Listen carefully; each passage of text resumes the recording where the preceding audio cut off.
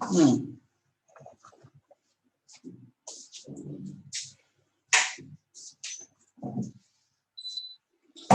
आवाज आ रही है आपको मेरी? Yes sir.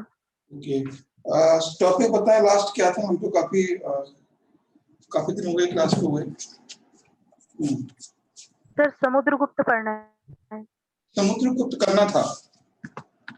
अच्छा, यस सर। समुद्रगुप्त शायद समुद्रगुप्त हो गया है मुझे लगता है। नहीं सर, हुआ है चंद्रगुप्त फर्स्ट बस हुआ है। अच्छा, एक मिनट, थोड़ा प्रॉब्लम आ रही है इसमें कैमरे में, पर मैं ठीक कर लेता हूँ इसको।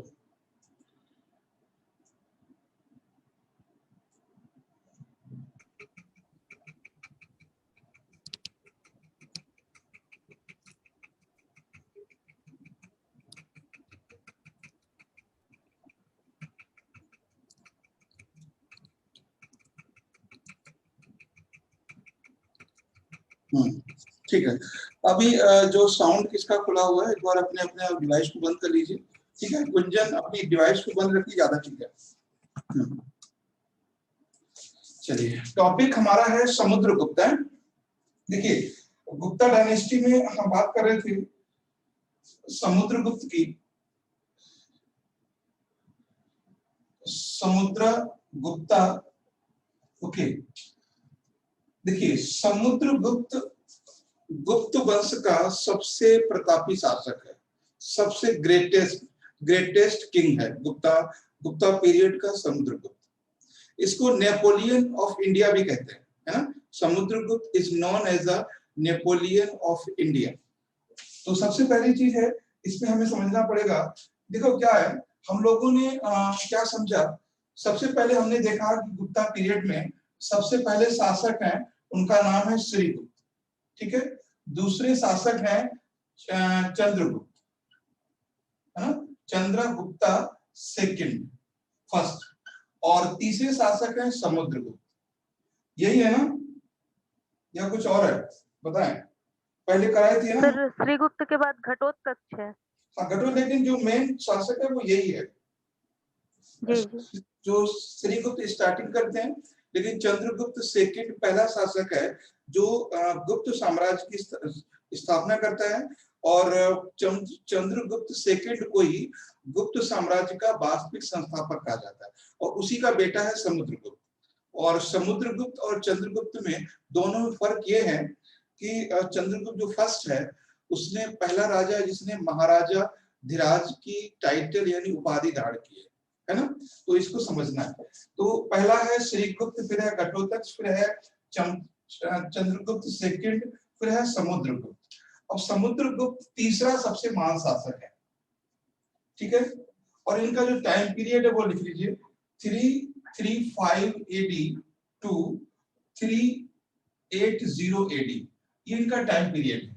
वैसे कभी आपसे एग्जाम में ये टाइम पीरियड कभी नहीं पूछेगा कि कब, इतना पूछेगा कि क्रोनोलॉजी में। तो क्रोनोलॉजी जब भी पूछेगा चंद्रगुप्त से पूछेगा, ये बात ध्यान रखना। कभी भी गुप्ता पीरियड का जो सीरियल है वो चंद्रगुप्त फर्स्ट से पूछेगा। तो एक बार हम देख लेते हैं। पहला शासक आपको याद रखना है चंद्रगुप्त, ओके, चंद्रगुप्त फर्स्ट। दूसरा आपको शासक याद रखना है समुद्रगुप्त, ओके, समुद्रगुप्त। और तीसरा आपको याद रखना है चंद्रगुप्त सेकंड, चंद्रगुप्ता सेकंड। और उसके बाद आपको याद रखना है कुमारगुप्त, ओके, कुमारगुप्ता। उसके बाद याद रखना है आपको स्कंदगुप्त, है ना, स्कंदगुप्त। तो क्रोनोलॉजी कभी आपसे ये पूछेगा कि पहला कौन है, दूसरा कौन है, तीसरा कौन है, चौथा कौन है और ये पांचवा कौन है। तो ये मेन इंपॉर्टेंट है, क्योंकि जो श्रीगुप्त हैं या घटोत्कच हैं, इनका हिस्ट्री क्लियर नहीं है। कुछ लोग मानते हैं कि श्रीगुप्त ने इसकी फाउंडेशन रखी है, और कुछ लोग मानते हैं कि चंद्रगुप्त तो फर्स्ट ने रखी है। तो फाइनली जो एनसीईआरटी का डेटा मिलता है हमें, वो यहीं से मिलता है। चंद्रगुप्त फर्स्ट, समुद्रगुप्त और चंद्रगुप्त सेकंड और कुमारगुप्त और स्कंदगुप्त। तो ये 5 शासक हैं जिनके बारे में हम जानते हैं और जिनसे क्वेश्चन पूछा जाएगा। तो क्रोनोलॉजी में कभी पूछ सकते हैं। तो अभी हम सिर्फ सीधे सीधे बात करते हैं समुद्रगुप्त की। Samudragupta is known as the Napoleon of India. ठीक है, इसे भारत का नेपोलियन कहा जाता है। भारत का नेपोलियन, ठीक है, भारत का नेपोलियन। अभी आपसे क्वेश्चन बनेगा कि समुद्रगुप्त को भारत का नेपोलियन कहने का पर्पस क्या था, क्यों कहा जाता है? उसकी साम्राज्यवादी नीति के लिए, है ना, जो उसका कॉलोनी बनाने का एक एम्बिशन है, जो उसका एम्बिशन यानी जो उसकी महत्वाकांक्षा है, उसके लिए। तो कभी आपसे ये क्वेश्चन पूछा जा सकता है कि why Samudragupta is known as the Napoleon of India. तो Napoleon of India is known as Samudragupta for the expansion of the area, यानी एरिया के विस्तार के लिए, क्षेत्र के विस्तार के लिए उसको भारत का नेपोलियन कहते हैं। ठीक है, और उसको कविराज भी कहते हैं, कविराज, कविराज। ठीक है, कविराज क्यों कहते हैं समुद्रगुप्त को? क्योंकि इसके कभी आपसे पूछेगा कि which king is known Veena as the कविराज। बजाते थे, यस, वीणा बजाते थे सर ये। हाँ, इनके बहुत सारे ऐसे सिक्के मिले हैं बीना बजाते हुए। तो बीना बजाते हुए कभी ये भी क्वेश्चन बन सकता है कि समुद्रगुप्त किस वाद्य यंत्र के शौकीन थे, है ना, तो ये भी ध्यान रखना है। तो बीना का जो आविष्कार है वो बुद्ध के समय से है ना, जो बुद्ध पहले। अच्छा, बीना का पुराना नाम पता क्या है? एक बार पूछा है, सारंगी। ठीक है, जो सारंगी है वो बीना का पुराना नाम है, सारंगी। तो ये ध्यान रखना है। सारंगी, तो सारंगी बीना का ही नाम है, आगे चल के इसको बीना कहा गया है, बीना, तो सारंगी इसको कहते हैं। ठीक, तो बुद्ध से संबंधित भी सारंगी है। देखो यूपीएससी क्वेश्चन एक उसकी अलग ही खूबसूरती होती है ना। कभी आप पूछेगा वो प्राचीन भारत में सारंगी का आविष्कार हो चुका था या वाद्य यंत्रों का आविष्कार हो चुका था, तो हमने पहले तो बुद्ध के समय में देखा है, और बुद्ध ने सबसे पहला चीज जो देखा था वो यही था कि एक बीना या सारंगी टंगा हुआ था और उससे गुजर रही थी हवा, तो हवा उससे आवाज निकाल रही थी। तो उन्होंने देखा कि अगर सारंगी के तार बहुत टाइट है तो भी साउंड नहीं आएगा, और सारंगी के तार बहुत लूज है तो भी साउंड नहीं आएगा। तो उन्होंने कहा कि जो इंसान है उसके जो काम है वो बहुत ही फ्लेक्सिबल होने चाहिए, यानी ना तो बहुत उच्च हो और ना ही बहुत निम्न हो, हर इंसान को एक साधारण बन के रहना चाहिए। तो कभी आपसे एक क्वेश्चन बन सकता है कि बुद्ध को 7 विजन से पहले किस घटना ने इंस्पायर किया था? तो बुद्ध को 7 विजन से पहले ये जो बीना का एक्सीडेंट, बीना की घटना है, उसने इंस्पायर किया था।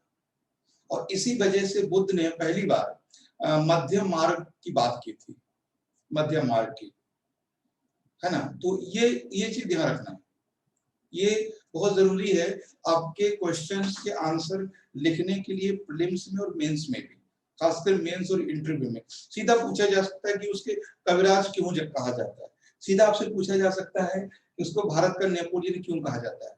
तो पहले हमें इसके लिए नेपोलियन को जानना पड़ेगा, है ना। जैसे कहते हैं ना हिटलर, तो हिटलर कहते तुम तो हिटलर हो, तो हिटलर कहने का मतलब है कि आप सिर्फ अपनी बात सुनते हो और तानाशाही दिखाते हो।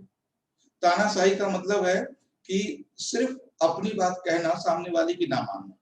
तो उसी तरह जब नेपोलियन हम कहते हैं तो नेपोलियन का मतलब है कि साम्राज्यवादी।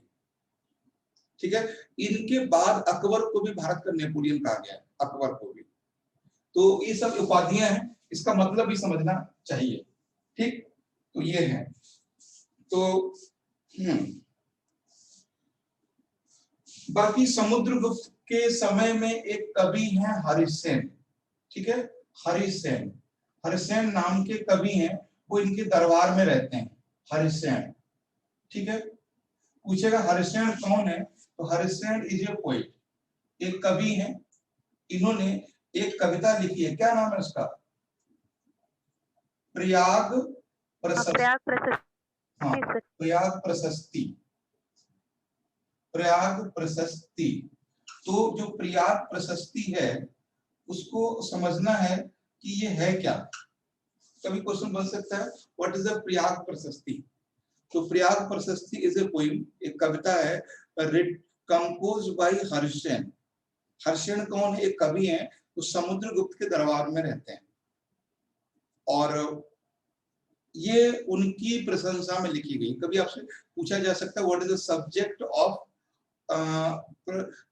यानी प्रयाग प्रशस्ति, प्रयाग प्रशस्ति का विषय क्या है? तो प्रयाग प्रशस्ति का विषय है राजा के लिए लिखी गई कविता। अभी हमने क्या समझा, समुद्रगुप्त का टाइम पीरियड ये है, इससे कभी क्वेश्चन नहीं बनेगा, कभी नहीं बनेगा, ये बात कंफर्म है।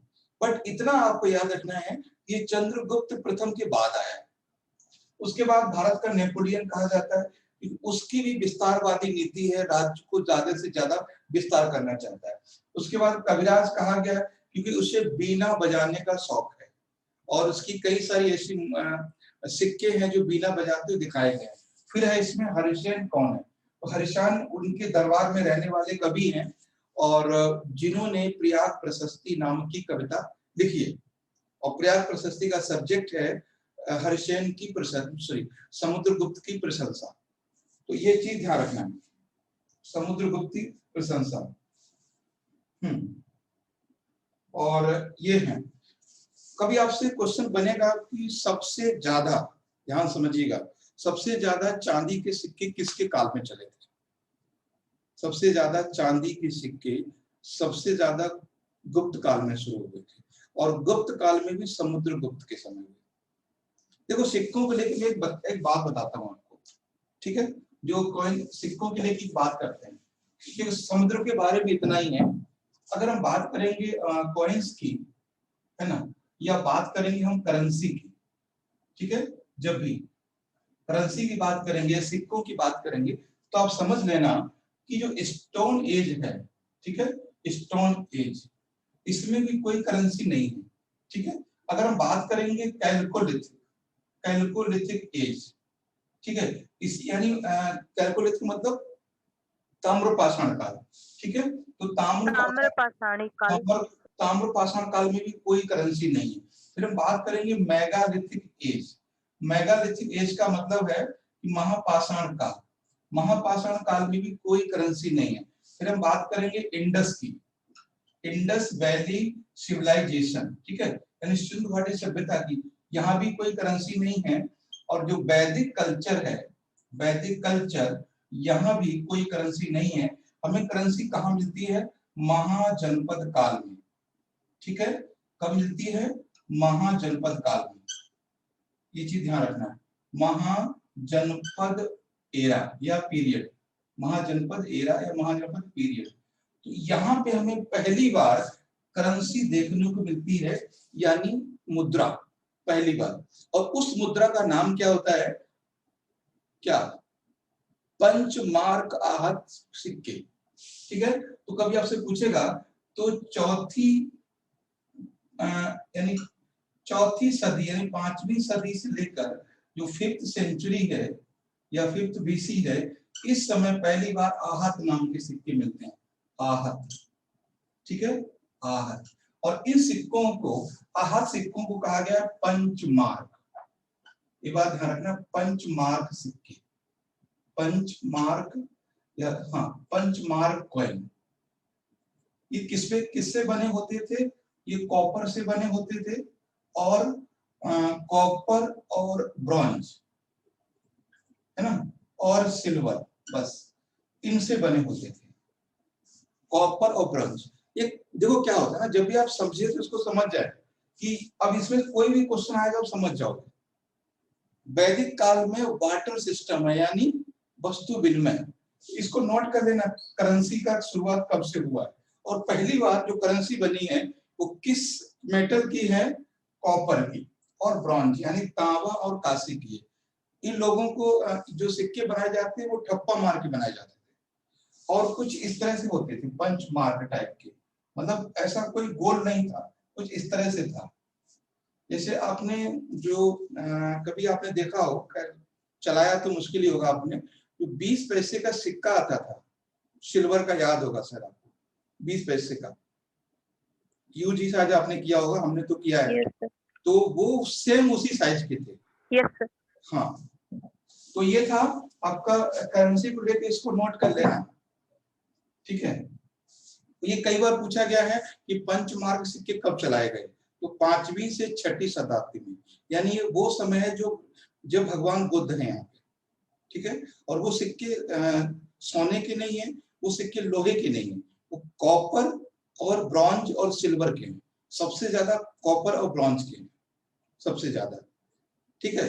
और पहली बार जो गोल्ड के सिक्के चलाए गए हैं, वो चलाए गए हैं किसने, कुषाण के समय, कुषाण डायनेस्टी के समय, ठीक है, डायनेस्टी यानी कुषाण वंश के समय पहली बार सोने के सिक्के, ठीक है। और जो सिल्वर के सिक्के चलाए गए सबसे ज्यादा, वो चलाए गए हैं गुप्त काल में, सिल्वर कौन का, कब, गुप्ता पीरियड में। तो ये कुछ हिस्ट्री है, इनको नोट करना है एग्जाम के पॉइंट ऑफ व्यू से। यस, ठीक है। गुंजन समझ में आ रहा है, गुंजन क्लियर है टॉपिक, माइक ऑन करके बोल सकते हो। मित्रंजन का शायद कट गया है। Yes sir. हाँ, अच्छा, इंग्लिश में कोई प्रॉब्लम तो नहीं आ रही आपको? No sir. हाँ, तो इतना तो देखना ही है, यूपीएससी में, यूपीएससी भी कर रहे हो, दिक्कत नहीं आनी चाहिए। तो ये है आपको सिक्कों को लेके। अब सीधे सीधे हम आ जाते हैं, देखो समुद्रगुप्त की हम बात ही कर रहे थे। अब समुद्रगुप्त के बाद जो नेक्स्ट है शासक, उसका नाम है चंद्रगुप्त सेकंड। समुद्रगुप्त के बारे में भी बस इतना जानना है कि ये चंद्रगुप्त प्रथम के बेटे हैं और इनको नेपोलियन कहा जाता है। और हर्षसेन के बारे में कुछ जान लिया हमने। और इनकी जो नीति है बहुत ज्यादा हार्ड नहीं है, कठोर नहीं है बहुत ज्यादा, ठीक है। तो नेक्स्ट है इसमें Chandragupta second, Chandragupta second. Chandragupta second को हम लोग विक्रमादित्य भी कहते हैं। क्या कहते हैं? विक्रमादित्य। हाँ, इनको हम लोग, विक्रमादित्य। हाँ, इनको हम लोग विक्रमादित्य भी कहते हैं, विक्रमादित्य, विक्रमादित्य, ठीक है। इनको हम लोग विक्रमादित्य भी कहते हैं, चंद्रगुप्त सेकंड को।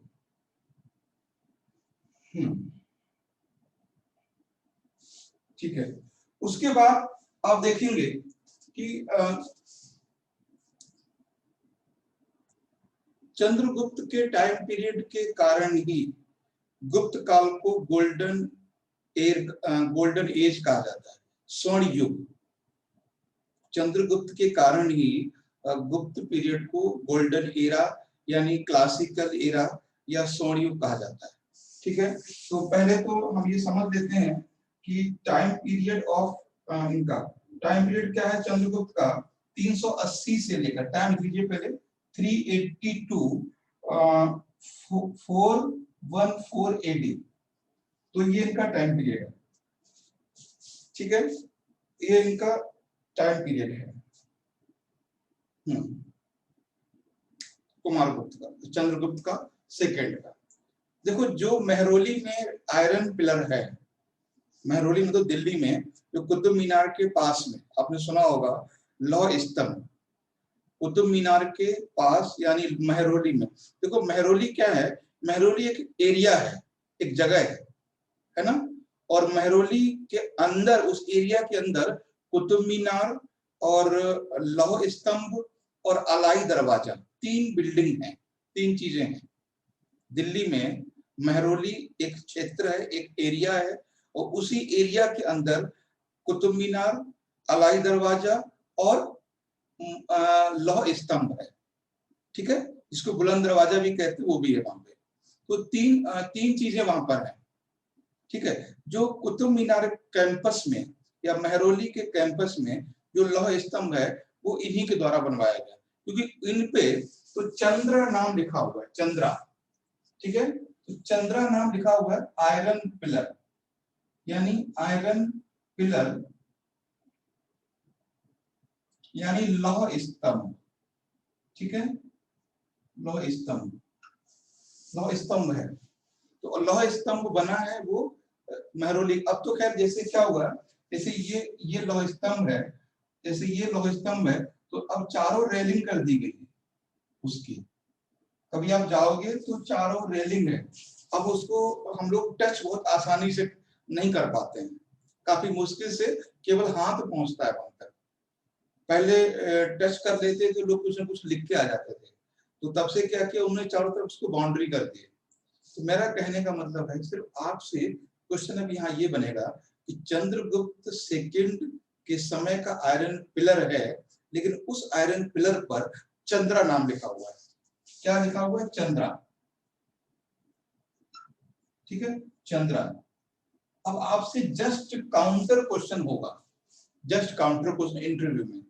आप कैसे कह सकते हो कि वो चंद्रगुप्त उस चंद्रगुप्त का है जो गुप्त काल का है ना? आप कैसे कह सकते हो? और आप कैसे कह सकते हो कि चंद्रगुप्त फर्स्ट का नहीं है? आप ये कैसे कह सकते हो कि चंद्रगुप्त मौर्य का नहीं है?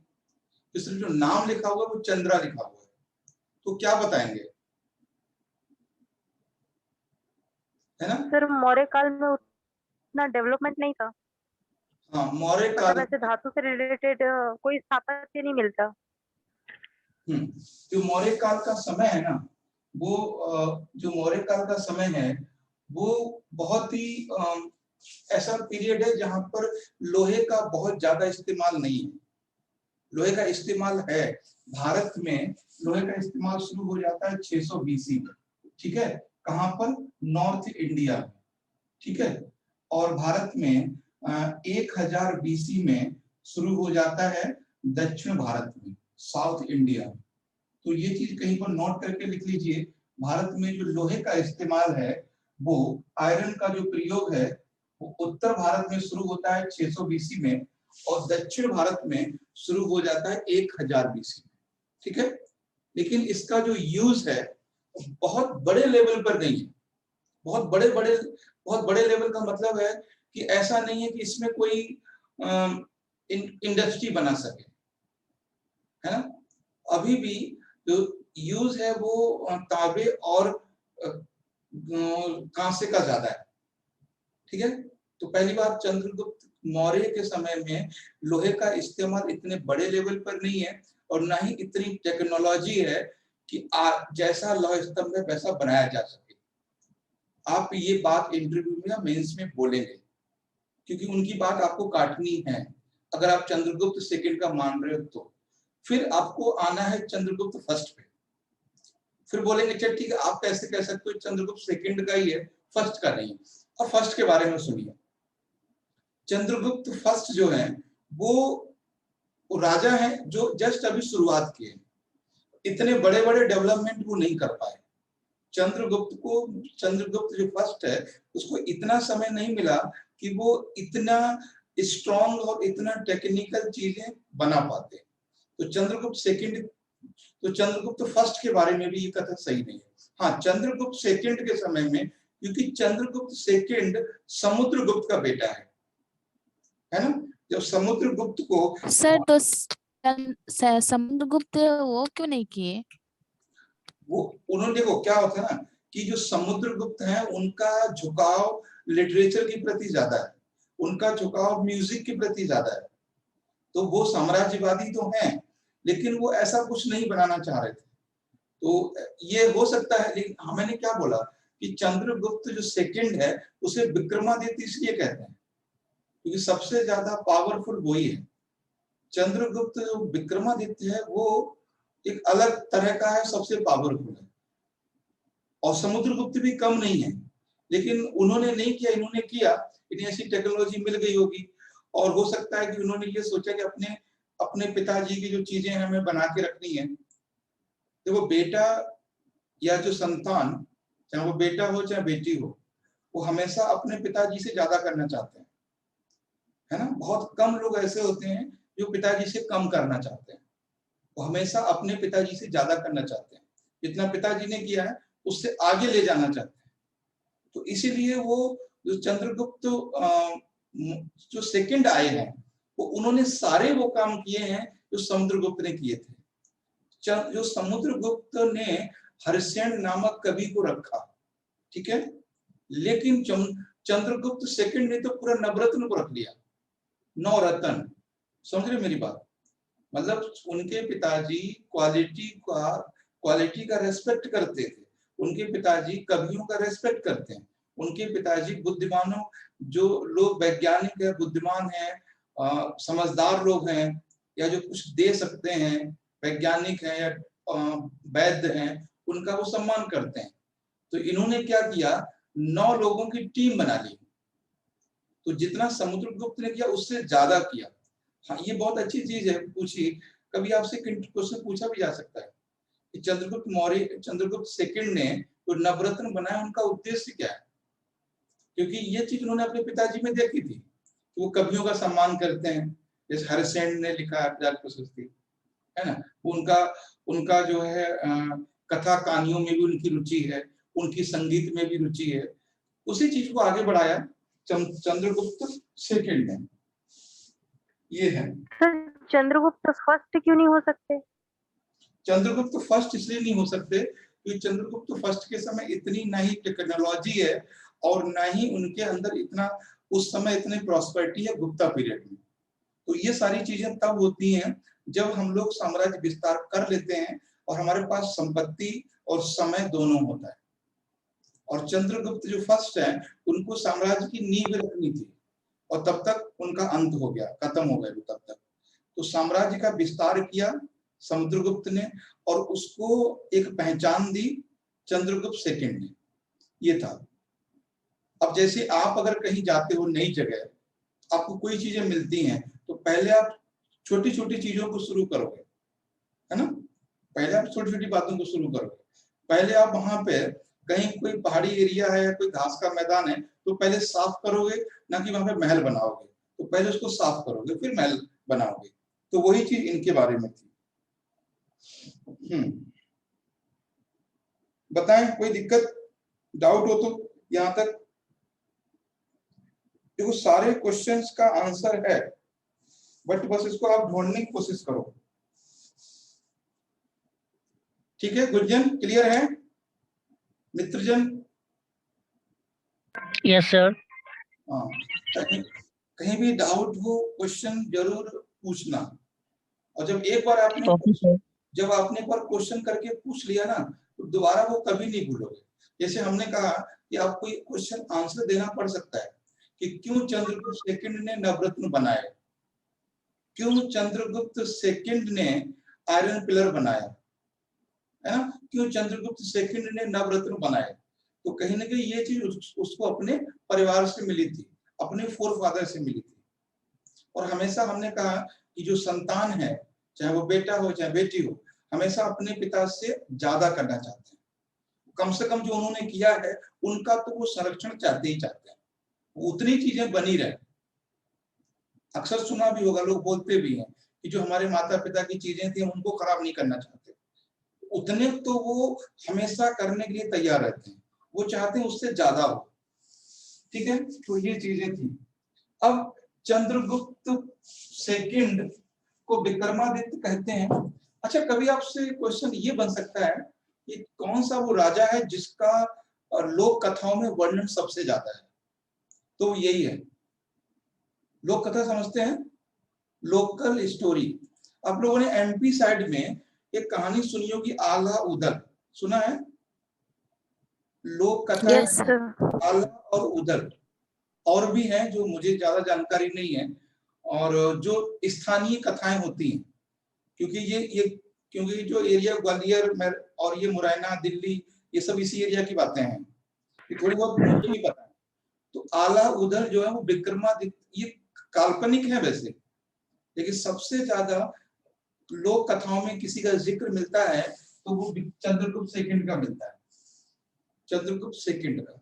हालांकि वो स्टोरी अलग अलग टाइप से बड़ा ही हाइपरबोलिक है, उस पर हमें नहीं जाना है, लेकिन कभी क्वेश्चन बन सकता है।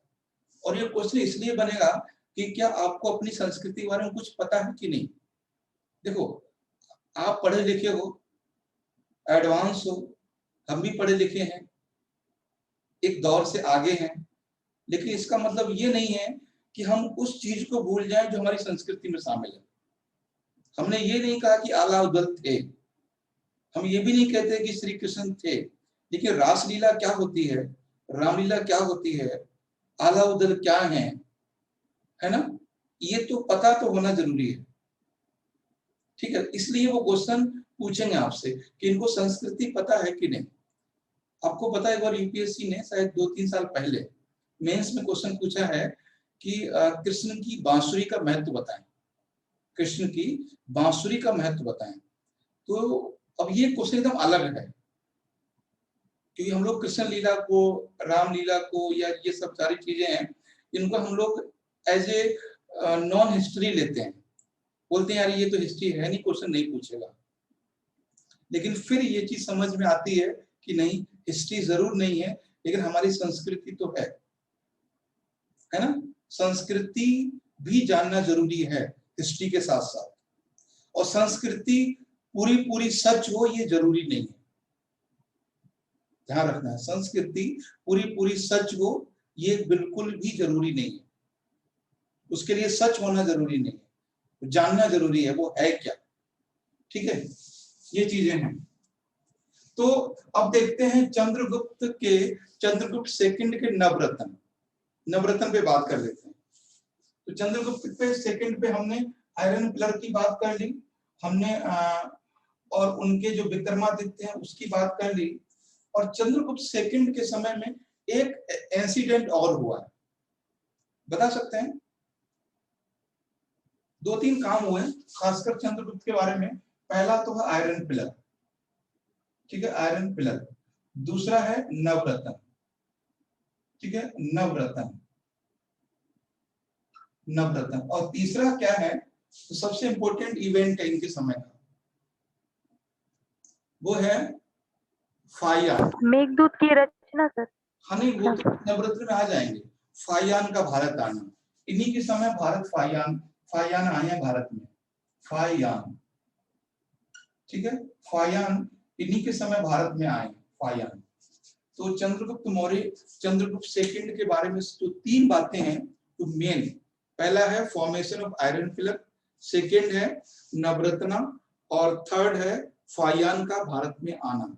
तो ये भी क्वेश्चन बनेगा कि फायान भारत किस समय आया था, तो फायान भारत चंद्रगुप्त सेकंड के समय में आया, ठीक है।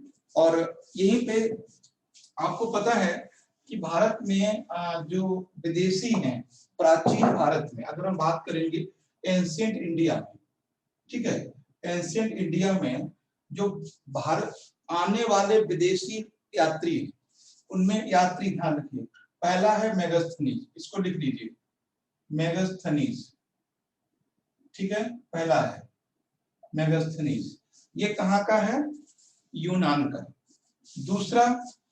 दूसरा कौन है भारत आने वाला विदेशी, दूसरा है फाहियान दूसरा। ये किसके समय में आते हैं, ये मौर्य डायनेस्टी के समय में आते हैं, मौर्य डायनेस्टी के समय, ठीक है, मेगास्थनीज। ये फाहियान किसके समय आते हैं, गुप्ता डायनेस्टी के समय, ठीक है, गुप्ता वंश के समय। उसके बाद आते हैं इत सिंह,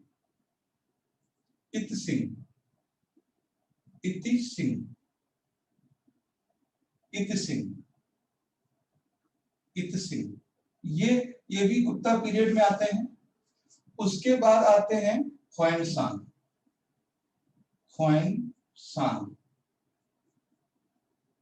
ठीक है, ह्वेनसांग आते हैं, और ये वर्धन डायनेस्टी के समय आते हैं, वर्धना डायनेस्टी, या कह सकते हैं हर्ष के समय में, ठीक है। इनको एक बार देख लीजिए कि प्राचीन भारत में कौन कौन से विदेशी आते हैं। कभी आपसे क्रम पूछ सकता है कि पहले कौन आया, तो सबसे पहले आया विदेशी, तो सबसे पहले आया मेगास्थनीज। तो मेगास्थनीज किसके समय में आए हैं, मौर्य के समय में, मौर्य काल, ठीक है। और इन्होंने कौन सी पुस्तक लिखी है, इन्होंने पुस्तक लिखी है इंडिका, आपको पता होगा इंडिका, इंडिका नामक पुस्तक लिखी है और ये कहाँ के हैं, यूनान के, यूनान के हैं। तो मेगास्थनीज के बारे में समझ गए कि मेगास्थनीज मौर्य काल के समय में आए हैं, इंडिका नामक पुस्तक लिखी है और ये यूनान के हैं। ठीक है, अब देखो क्वेश्चन यहाँ से कुछ नहीं बचने वाला है। मेरा फोकस ये कम से कम आपका कोई क्वेश्चन प्रीलिम्स में नहीं बचना चाहिए। देखो प्रीलिम्स सिर्फ ये है कि आपको जानना है कि क्या है, मेंस ये है कि क्यों है। प्रीलिम्स ये है कि क्या है और मेंस ये है कि क्यों है ना। जैसे हमने बोला कि गुप्त काल को क्लासिकल युग कहते हैं, गुप्त काल को स्वर्ण युग कहते हैं, तो ये तो हमने जान लिया किस काल को स्वर्ण युग कहते हैं। मेंस में क्वेश्चन पूछेगा क्यों कहते हैं, वो रीजन आपको जानना है। तो दूसरा फाहियान, ये कब आए हैं, गुप्ता पीरियड में आए हैं। ठीक है, और गुप्ता पीरियड में आए हैं। इन्होंने कौन सी बुक लिखी है, वो लिखी है फा ओ की, फा ओ की, नाम ही ऐसा है, क्या करोगे, फा ओ की। ठीक है, अब ये कहाँ के हैं, चीन के, तो ये ध्यान रखना है। पुस्तक लिखी है फा ओ की, यानी फा ओ और की, ये पुस्तक है और ये कहाँ के, चाइना के। ठीक है, समझ में आ रही बातें। तो इत्सिंग ये भी गुप्ता पीरियड में आए हैं, मगर इन्होंने कोई बुक के बारे में कोई जानकारी नहीं है, मगर चाइना से आए हैं। ठीक है, ये भी चाइना से आए, इत्सिंग। उसके बाद ह्वेनसांग ने, ये भी आए हैं हर्ष के काल में, हर्ष या वर्धन वंश के, हर्ष के पीरियड में आए हैं और बुक लिखी है इन्होंने सी यू की, TSI KIE से CU की, सॉरी CU की, ठीक है, CU की बुक लिखी है। अब ये भी कहाँ के हैं, चीन के हैं। ठीक है, तो ह्वेनसांग हर्ष के समय में आए हैं या वर्धन वंश कह सकते हैं, और ये कौन सी बुक लिखी है, CU की लिखी है, कहाँ के हैं, ये चीन के हैं। बस अब एक बार में हम समझ गए कि प्राचीन भारत में विदेशी लोग कहाँ कहाँ से आए। ठीक है, अभी कटने वाला है, दोबारा से ज्वाइन कर लेना उसी प्रोसेस से। नेक्स्ट है इसमें, अब हम बात करेंगे, ह्वेनसांग की तो बात हो गई, फाहियान की हो गई। देखो कंफ्यूज मत होना आप लोग, कंफ्यूज कभी मत होना। अब क्वेश्चन यहाँ से दो तीन तरह का हो सकता है। क्वेश्चन पूछ लेगा इनका क्रम, बोला आगे रहने दो।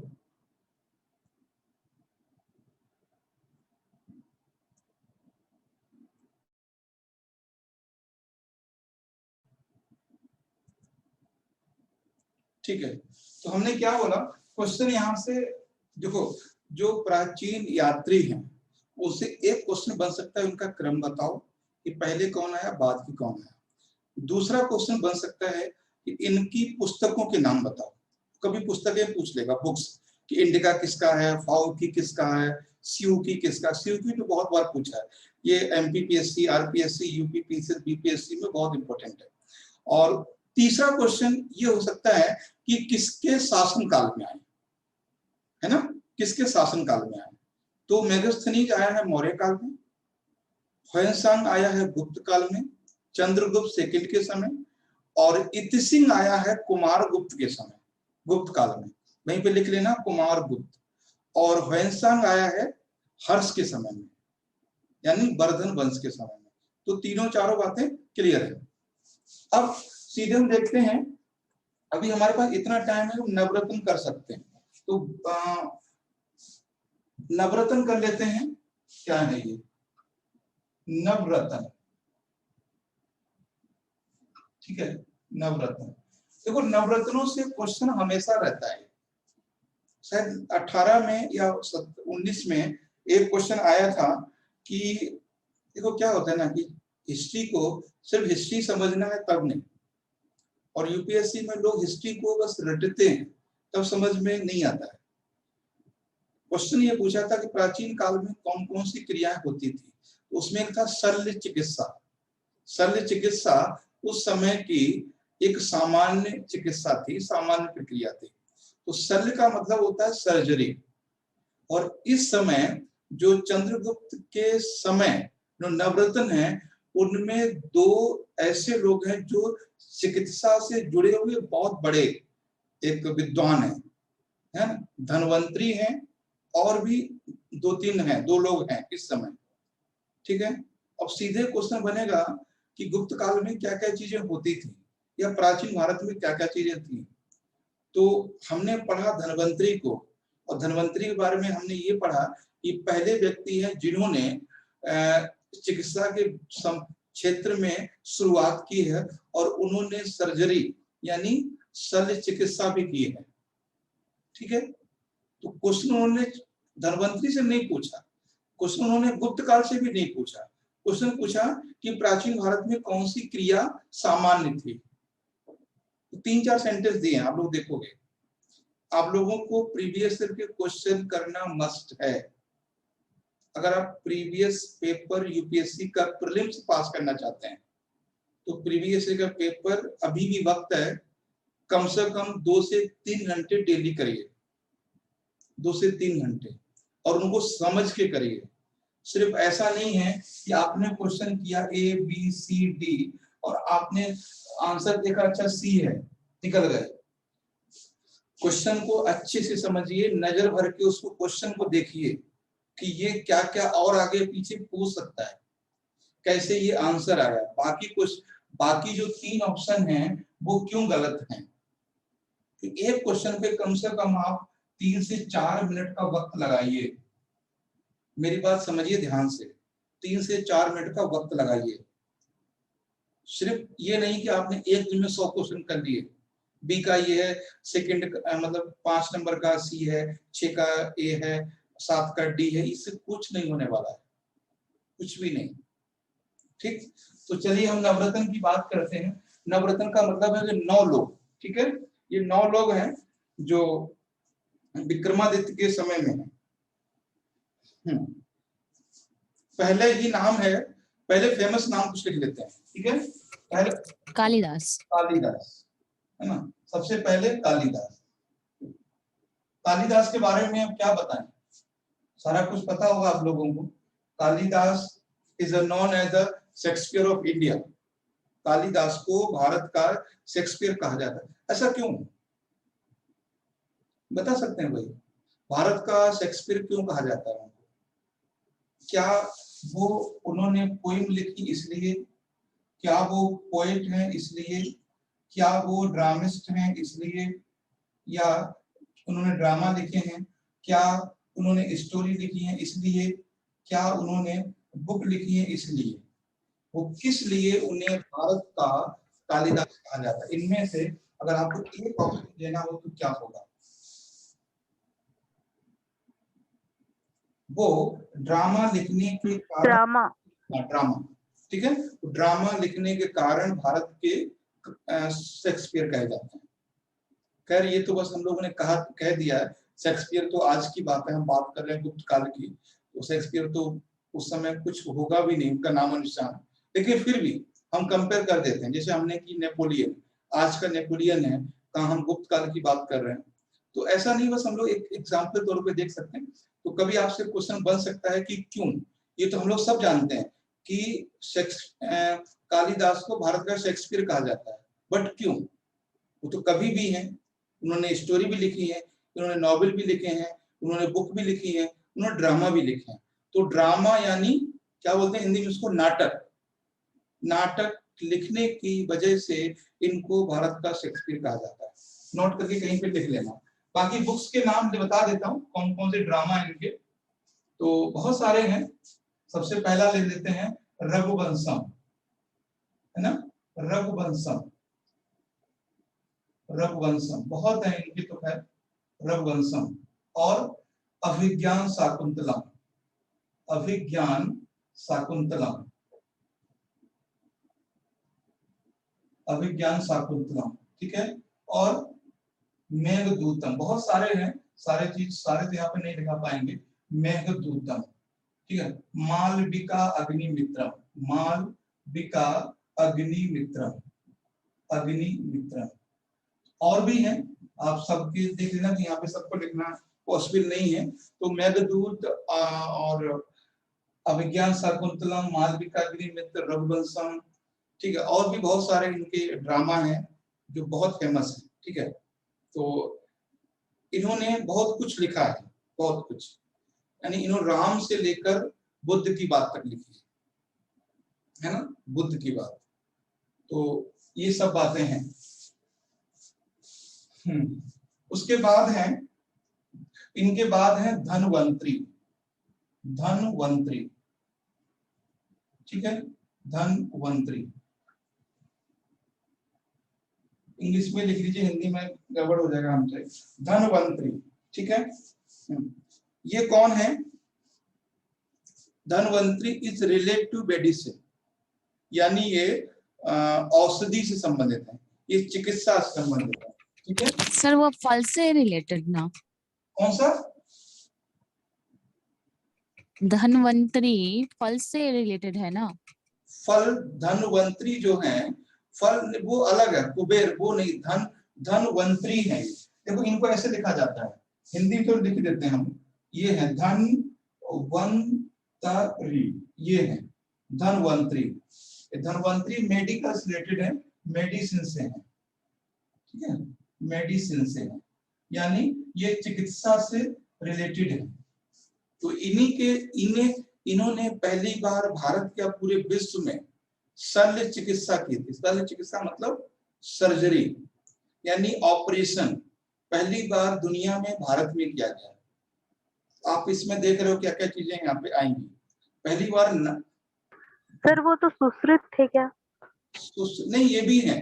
तो मैंने कहा धनवंतरी तो 2-3 आयुर्वेद लोग से हैं, रिलेटेड, ये भी थे 2-3 लोग हैं इसमें। जी। ये धनवंतरी जो देवी देवताओं चिकित्सा संबंधित है, खासकर ये भी मेडिसिन से ही है, ठीक है। और सुश्रुत भी है, आगे नाम आएगा उनका। और एक्चुअली ये जो सुश्रुत हैं वो इनके शिष्य हैं। सुश्रुत के ये जो है टीचर हैं, ठीक है।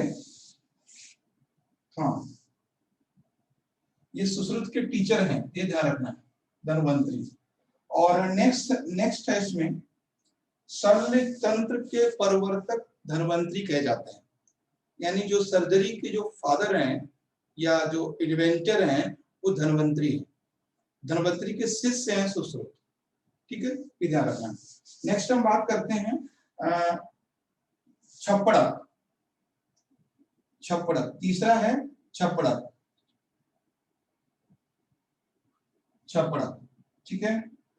छप्पड़ा, छप्पड़ा किससे संबंधित है?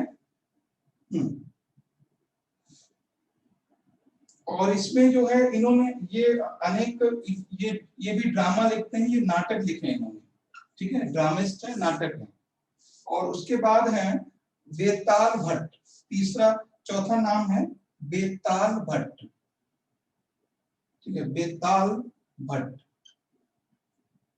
बेताल भट्ट। बेताल भट्ट कौन, क्या कहा जाता है इनको? इन्होंने भी स्टोरी लिखी है, स्टोरीज यानी कथाएं, इन्होंने भी कथाएं लिखी हैं। आपने सुना होगा एक कथा का नाम बेताल पच्चीसी, तो इन्हीं ने वो लिखी है, बेताल पच्चीसी। हाँ, इसी समय की है वो। और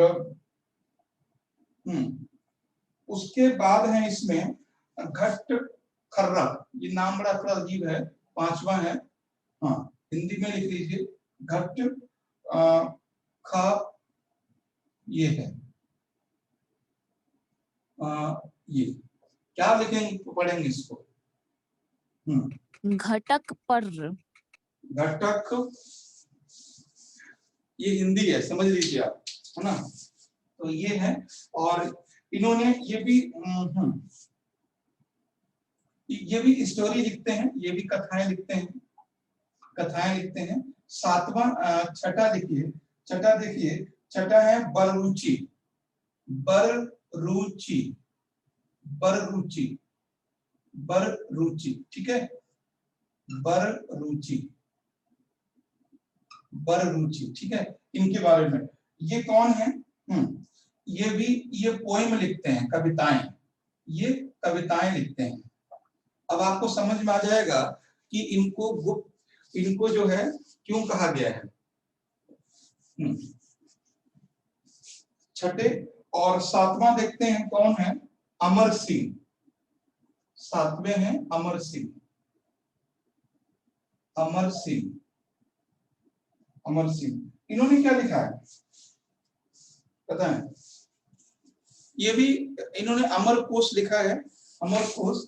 सर इनको कोस्ट गार्ड बोलते हैं। अमर कोश लिखा है इन्होंने, अमर कोश, कोस्ट गार्ड, हाँ अमर कोश है।